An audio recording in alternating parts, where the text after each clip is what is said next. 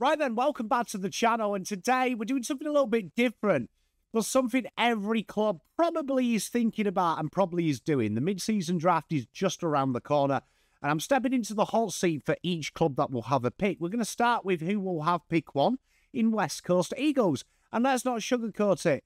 They're having a bit of a difficult year. 18th on the ladder, 1 win, 9 losses, bottom-ranked defence, midfield that leaks like a colander, and a list spot that is open with pick one in this draft. They've got the golden ticket to inject some spark, some structure into what is this Eagles rebuild.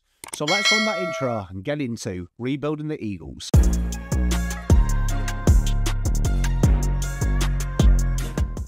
Let's look at the state of the list. They have some exciting youth on their books. They're currently the 17th youngest side, which is no surprise, but they have got some really exciting young talent in there.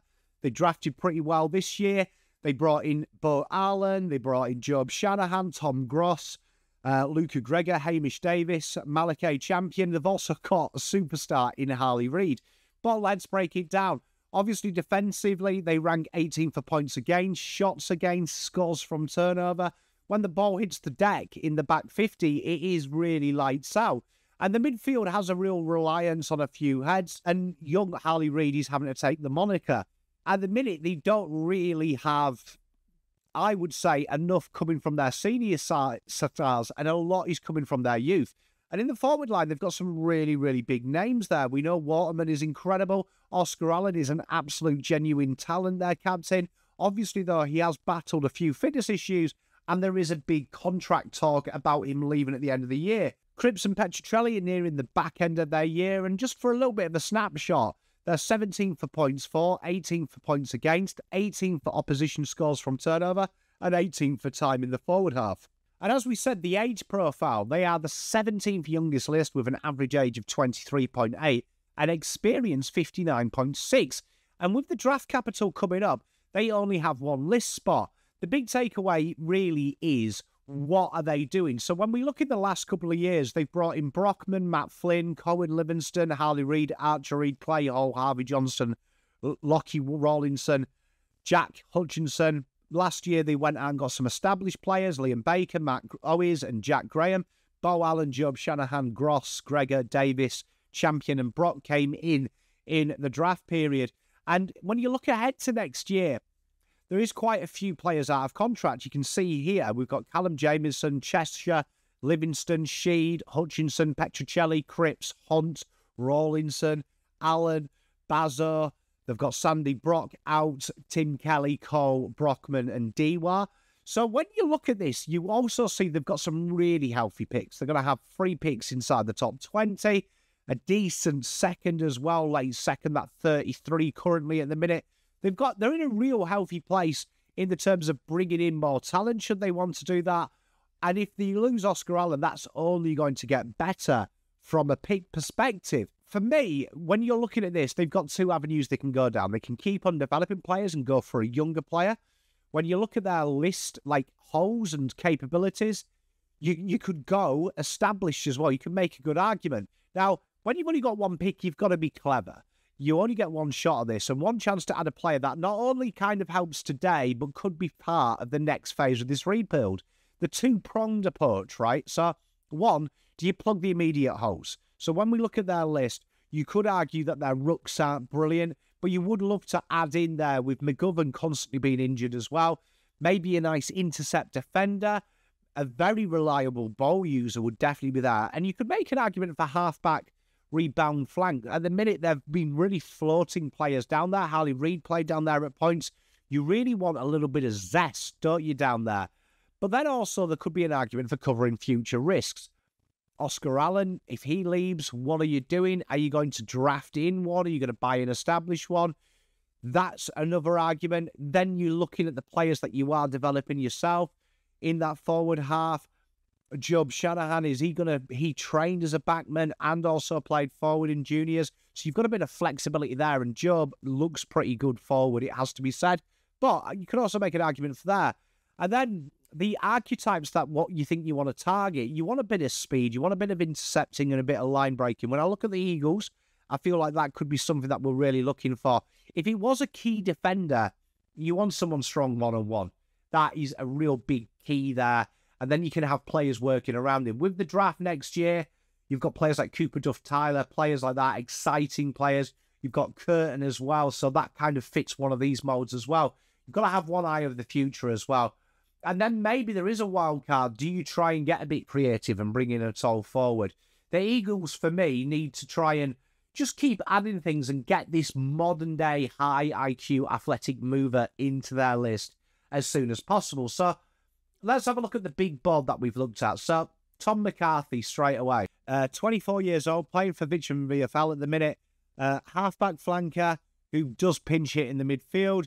He's trained in both of that areas. He has been very impressive in the midfield this year. Why him? Well, line-breaking speed. He's got that mature body. He reads the play incredibly well. And he really is a plug-and-play type player. If you look at him as well, he's got the high rebound 50s. He's very good down on the ground as well. Very strong intercept. And the verdict really is huge upside. Modern-day player. AFL ready. And instantly allows them to have a very good user who has that point of difference straight away. On that 18-month contract, it means you've got something kind of locked in as well for you, bit of development. And these are the kind of players that traditionally go pretty well. Up next, we're looking at Charlie McCartin. Now, yes, he is the brother of a very famous Paddy in this, but 26 years old, playing that key defender type role. And he's had some really strong games. Like the game this year against Box Hill was really strong. He had 13 intercepts in that game and used the ball really well. But a real smart footballer, a real canny player. He's got that mature body and he's a plug-and-play today. And he's a little bit older than probably what they're like, but he's in that perfect bracket as you're rebuilding that. You can then buy a little time with other players. You can put a bit of time in. He's going to have that body. He's not going to be phased. He's going to be ready to go ASAP. And that's probably something that, you know, if I was the Eagles list manager, I would be looking at that. Do I want to just keep ploughing youth into it?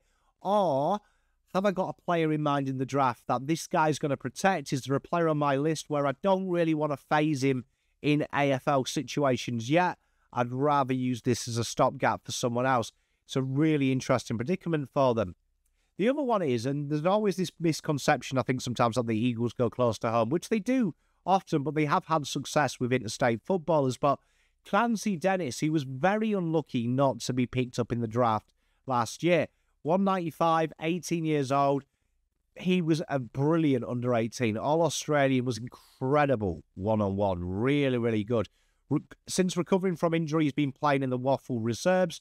This is a long-term play. A long-term play. And this is like looking at someone saying, right, he's got a little bit now. Let's bite the bullet. Try and jump ahead of drafting a key defender next year and doing it now.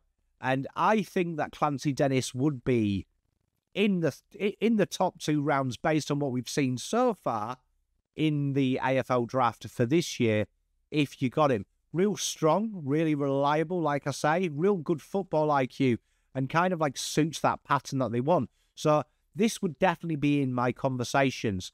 Then they may go like, you know, in another direction, staying close to home. Subiaco's Archer May. Now, he's come quite late. 12 goals, though, in 6 games. Been a real standout in the Waffle.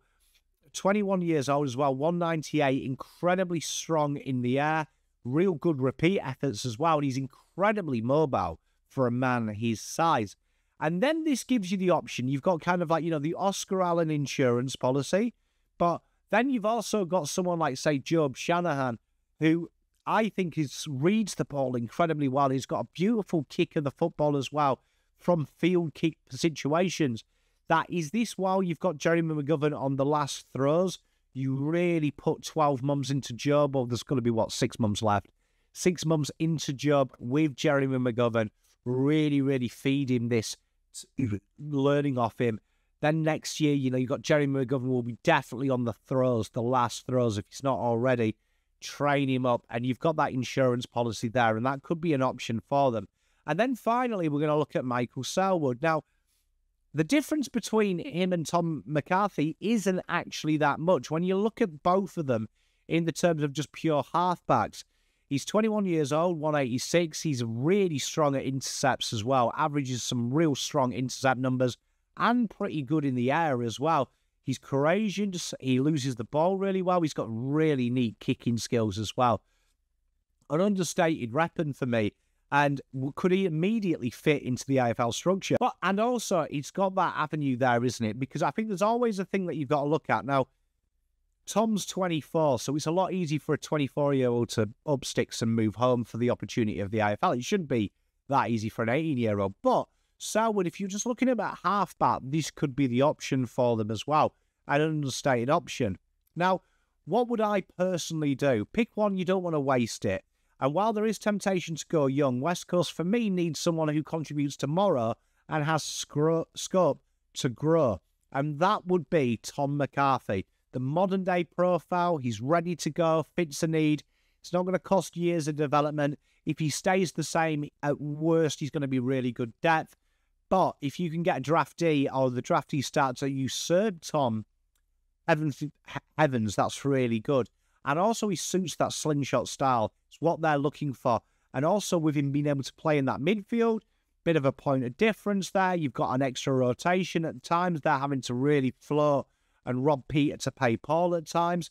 I think forward of the ball, they have got some real talent and players that can be more mid-forwards. I like Tom that he's got them defensive traits as well. Hard two-way runner and a really good user of the football, but he's also quick. He's got that panache. And I think that when they've got some real nice players in that midfield, he really complements that midfield and that halfback rotation incredibly well. My wildcard strategy here would surprise some people. I would probably look at going Clancy Dennis as the wildcard and lock in that. There's a few arguments that could be made if you are watching this. Do you go for a ruck, Pommy? Do you go for a ruck? I don't think so. I have heard people say that. I think knowing that you're going to have an early pick next year, if that is the need, I think there's that massive link with Darcy Cameron. I could see West Coast trading pick one and getting a real good bumper deal for it, and also sorting their ruck problems with Darcy Cameron. But Clancy Dennis coming in would be a long-term move, and that would allow it. Long-term strategy for the Eagles could be, though, you know, if you look at Job Shanahan, if you do play him down the back, big-bodied, aerially solid, real good user of the football as well. But I think ideally, Job Shanahan could bring what Oscar Allen does in 2 to 3 years' time. So there you have it. If I was in charge of the Eagles, I'm locking in Tom McCarthy, pick one, setting up a nice slingshot attack. And if another list spot opens up, who knows, then you could bring in Clancy Dennis and really shore up that backline. But what do you reckon? Especially Eagles fans, who would you like to draft? Did I miss someone? Drop your comments, like the video, and if you're going to enjoy these type of list boss series, subscribe. Loads more to come, and let me know who we should fix next. From the bottom of the ladder, the only way is up. So good luck, West Coast, and then just see this rebuild. Thank you very much for watching. Pommy. Spent all my life holding all of it closely. I played it in a sense, a feel of discontent. I'm finally facing it all, fearless.